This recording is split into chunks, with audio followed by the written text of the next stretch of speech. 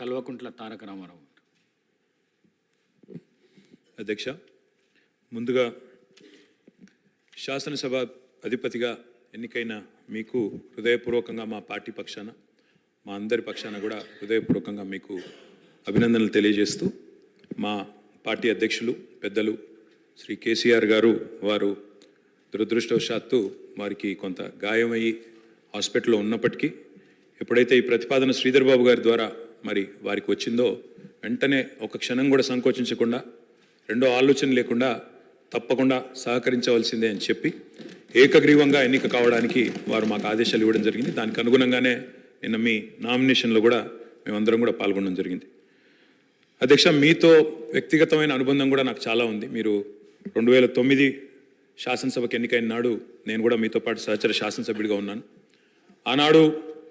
తెలంగాణ ఉద్యమంలో కూడా మీరు మీ వంతు పాత్ర పోషించినారు. 2012 నుంచి 14 దాకా మీరు మంత్రిగా,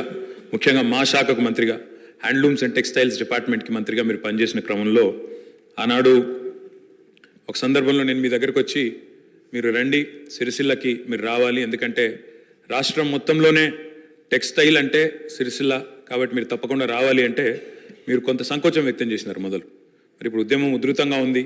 నేను మంత్రిగా ఉన్నాను, ఈ సమయంలో వస్తే ఏమైనా ఇబ్బంది ఉంటుందా అంటే లేదు, మనం కలిసే పోదామని చెప్పి ఆ రోజు మీరు రావడమే కాకుండా ఆనాడు మరి బ్రహ్మాండంగా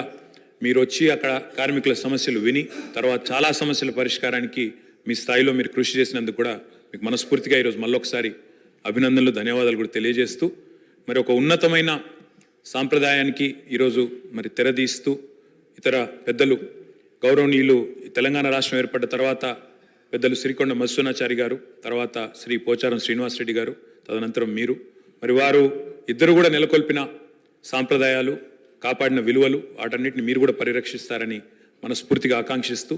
మీ ఉన్నతికి మనస్ఫూర్తిగా అభినందనలు తెలియజేస్తూ, మరి ఇప్పుడే పెద్దలు ముఖ్యమంత్రి గారు, ఉప ముఖ్యమంత్రి గారు, మంత్రివర్యులు కూడా చెప్పినట్టు మరి ఈ సభ అందరి సభ, ఈ సభలో ఉండే ప్రతి సభ్యుడి యొక్క గౌరవాన్ని, ప్రతి సభ్యుడి యొక్క హక్కులను, ముఖ్యంగా ప్రజల తరపున మాట్లాడే